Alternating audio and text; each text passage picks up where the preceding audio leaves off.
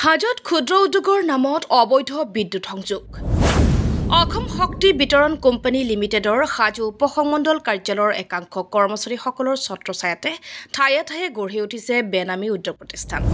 প্ৰাপ্ত অভিযোগ অনুসৰি হাজো পুৱামক্কাৰ নামনিৰ পটনীত হাৰুণ আলী নামৰ ক্ষুদ্ৰ উদ্যোগ প্ৰতিষ্ঠানৰ গৰাকীয়ে বিদ্যুৎ সংযোগৰ নামত বাইপাছ সংযোগ লৈ বিগত কেইবামাহে নিৰ্বিঘ্নে চলাই আহিছে ৰমৰমীয়া ব্যৱসায়। ইয়াৰ পিছতে স্থানীয় ৰাইজ তথা বিদ্যুৎ বিভাগৰ ঊৰ্ধ্বতম কৰ্তৃপক্ষই অবৈধ বাইপাছ বিদ্যুৎ সংযোগ কৰ্তন কৰি হাৰুণ আলীক 1 লাখ টকাৰ জৰিমনা বিহা হয়।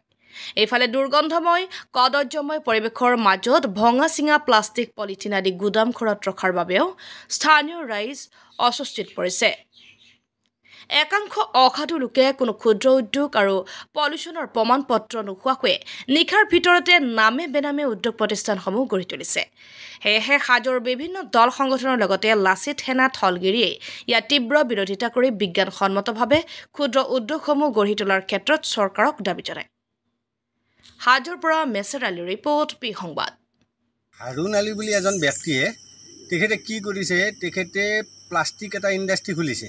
ঠিক আছে, প্লাষ্টিক ইণ্ডাষ্ট্ৰিটো খুলি কিনে তেখেতে যিমান মেগাৱাটৰ আপোনাৰ বিল খৰচ কৰিব লাগে তাৰ তুলনাত তেওঁ 10 গুণ বেছি খৰচ কৰি আছে। কিন্তু বিদ্যুৎ বিভাগৰ লোকৰ লগত তেওঁ মেনেজ কৰি কিনে তেওঁ ইণ্ডাষ্ট্ৰিটো চলাই আছে। তেওঁ বাইপাছ কানেকশ্যন এটা লৈ কিনে তেওঁ ইণ্ডাষ্ট্ৰি চলাই আছে। গতিকে আমি প্ৰত্যক্ষ কৰিছোঁ তেখেতে তাৰমানে বিদ্যুৎ বিভাগৰ লোকক মেনেজ কৰি ভিতৰুৱাকৈ পইচা দি তেওঁ ইণ্ডাষ্ট্ৰিটো চলাই আছে।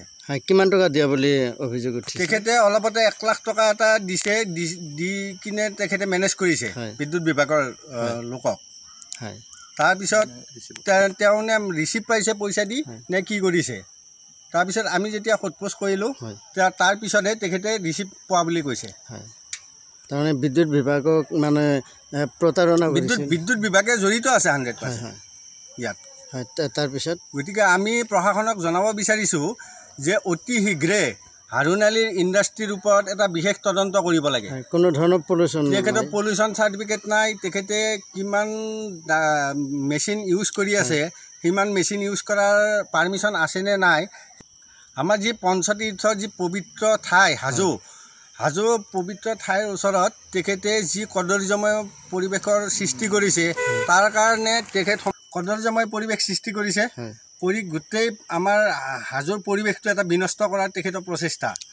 আৰু তেখেতৰ নেতৃত্বতে আৰু আন কিছুমান অবৈধ কাম কাজ তেওঁ চলাই আছে। গতিকে সেইবিলাকৰ ওপৰতো এটা তদন্ত হ'ব লাগে।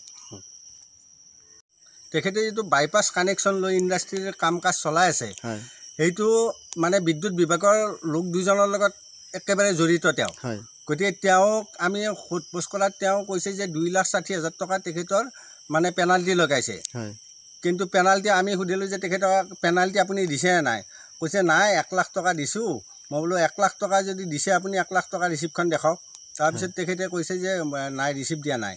মানে আল্টিমেটলি তেখেতে এনেকৈ মেনেজ কৰি চৰকাৰক মানে কৰ নিদিয়াকৈ তেওঁ নিজৰ ইণ্ডাষ্ট্ৰিৰ কাম কাজ চলাই আছে।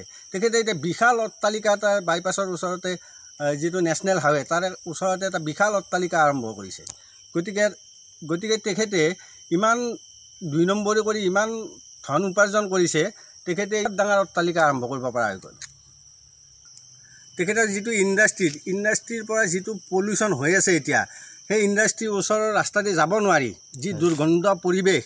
গতিকে চৰকাৰে অতি শীঘ্ৰে তেখেতৰ পলিউশ্যন আছেনে নাই, পলিউশ্যনৰ ওপৰত যিটো একশ্যন ল'ব লাগে, এইটো চৰকাৰক আমি লাচিত সেনা থলগিৰিৰ ফালৰ পৰা বিনম্ৰ অনুৰোধ জনাইছোঁ যে অতি শীঘ্ৰে হাৰুণ আলীৰ ইণ্ডাষ্ট্ৰিৰ ওপৰত এটা বিশেষ তদন্ত আৰম্ভ কৰিব লাগে।